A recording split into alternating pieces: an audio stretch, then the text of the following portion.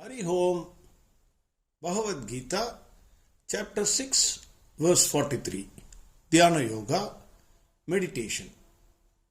In the last two verses, Bhagwan Krishna was answering the question raised by Arjuna. What about the people who strive to achieve perfection but could not do so in one lifetime? What will happen to them? Do they have to do it again and again and again and again? What will happen to them? Bhagavan Krishna says nothing is lost. He divides those type of people into two categories.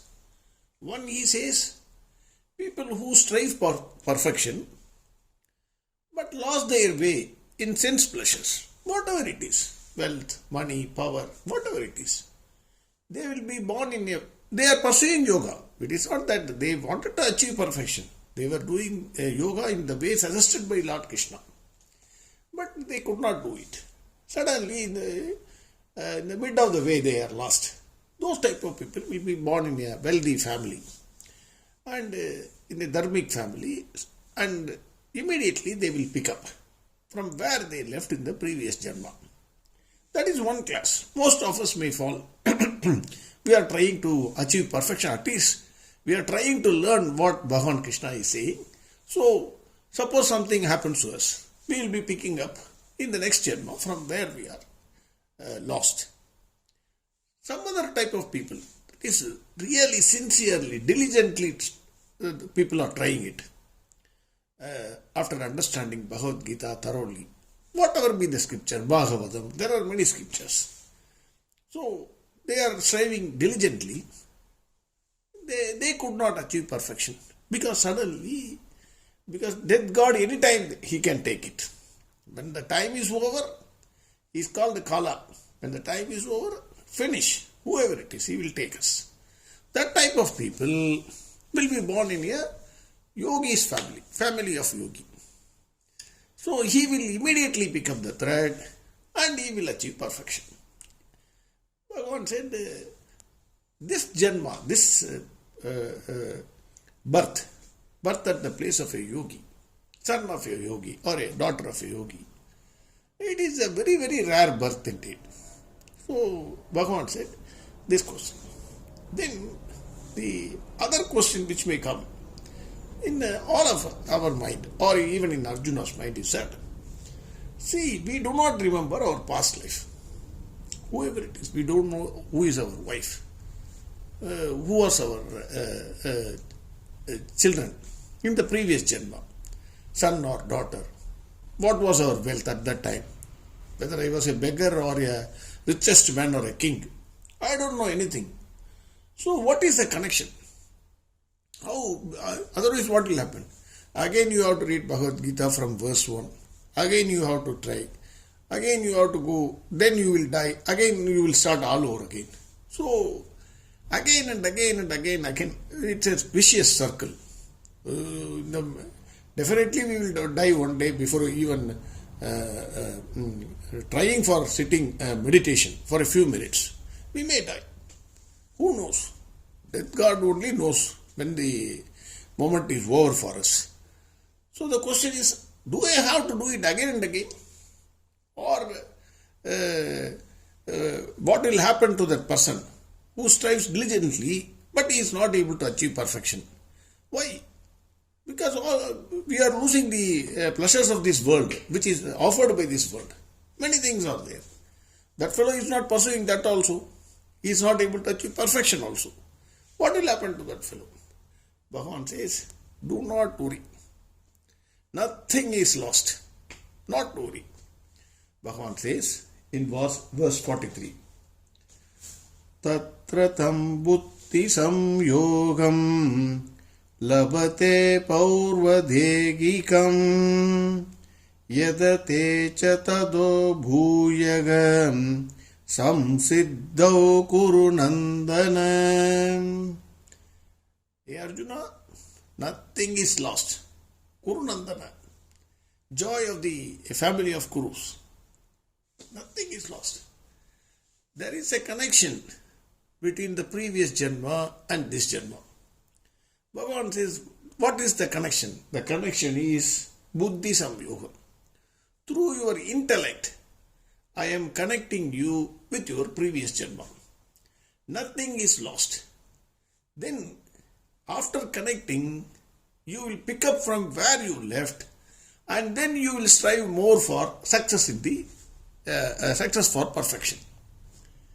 To achieve perfection, Bhagavan Krishna says, all of us, whoever it is, without exception, comes with an embedded software.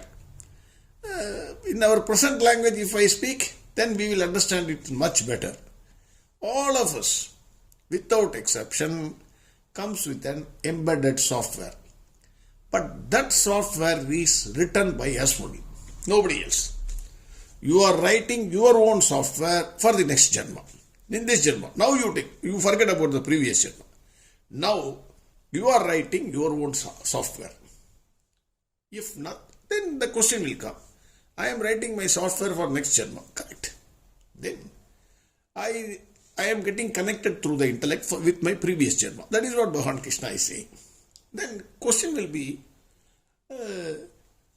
if nothing is lost, how come I do not remember my wife, my son or daughter, my wealth, whatever it is, which was there in my previous Janma? That question will also come to our mind. We are logical persons, so we will have that question. You take your computer. Your computer, every day you are working. Gmail is there. So many mails are coming. Unwanted mails, immediately you are deleting. Some mails you keep for some time and then you delete it. Only a few mails. If I ask you, 6 years back you received a mail, which mail you are keeping it? Only a few mails you will keep in your mailbox, which you feel which is very, very important for your future use. Similar to the mailbox, our brain also receives so many unwanted things. Whether you like it or not, like spam messages, like promotions, everything, it comes into your mailbox. You keep on deleting them and you keep only whatever you want, whatever is your interest. Otherwise, all mails, absolutely you will delete and keep it in the bin. And then either you will clear the bin or automatically it gets cleared. I will ask you this question. You go and ask any person, do you want to live with the same wife, same son, same daughter, same house, same wealth in your next Janma? I am sure at least 99% of the people will say no. Externally they may say no, yes. You have to accept the practicality of life.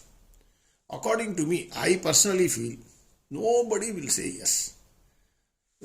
Internally they will say, no, this fellow is an idiot. I married this wrong fellow. They may have, or at least they may have inside their heart, little bit.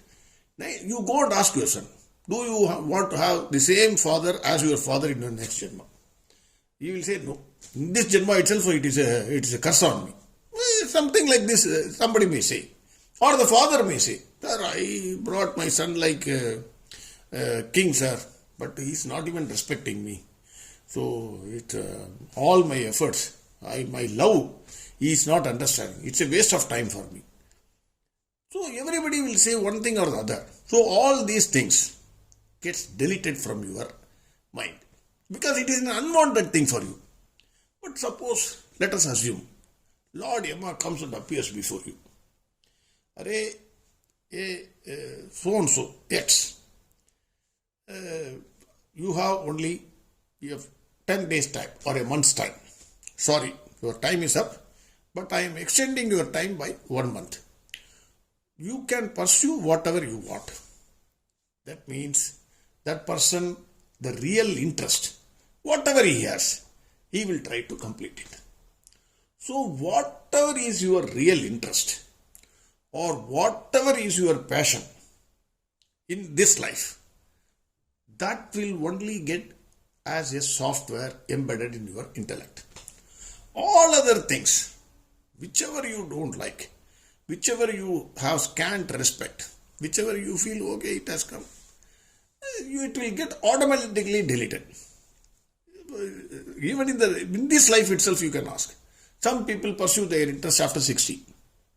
Still, till 60, they will say, sir, what can I do, sir? I had a family, I had sons, so I have to strive. After 60, I am retired. I have this interest. I am pursuing that. Similar to that, whatever is your real interest or your passion, that will only get embedded in your software. That is your intellect. That intellect will continue in your next janma. All other things will get deleted. Otherwise, how will you explain Adi Shankara at the age of 8 writing commentary on Brahma Sutras and Upanishads? He lived only for 32 years only. Can anyone imagine or at least read once within 8 years? Let us assume his age is 80 years. All commentaries, all the slokas, all the Upanishads and other things, whatever explanation he has given. At least once, I am saying only once. Can you read it? Ocean of books are there. Understanding comes later. At least have you read it once? That is my question. Whereas Adi Shankara has written in the age of 8, commentary on Brahma Sutra. Another example. I can give sir, Adi Shankara is the only example. Again and again you are saying the same example. Okay, I will give you a foreigner example. You tell me, prodigy Mozart. That genius composed songs at the age of 4. Played in public at the age of 5. Compared opera at the age of 7. At the age of 12, he clocked 10 symphonies. How will you explain this? Can you explain mathematician Ramanujan? How he picked up, from where he picked up mathematics? I can go on giving examples. So what is embedded software in your brain is the software which is really your interest or passion which has been written by you. Bhagwan Krishna further says, that person who wants to attain perfection, who is pursuing his interest or passion, in whichever family he is born, either in the family of wealthy and a dharmic person or a yogi, he will strive more to achieve perfection. After having got connected with his previous intellect, whatever he has written in his previous janma as a software for him.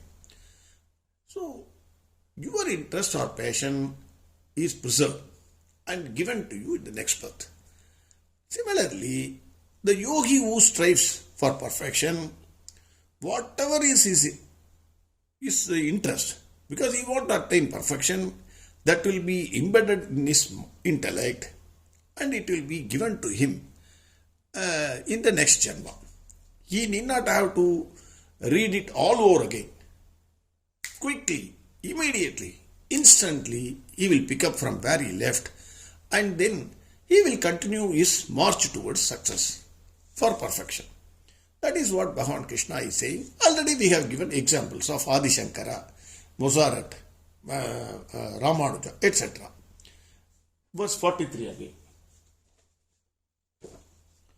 Tatra tam buddhi samyogam labate paurvadegikam yatate cha tato bhujagam samsiddhau kurunandanam. Next verse we will see tomorrow. Harihom Sarvam Krishnarpanamastu.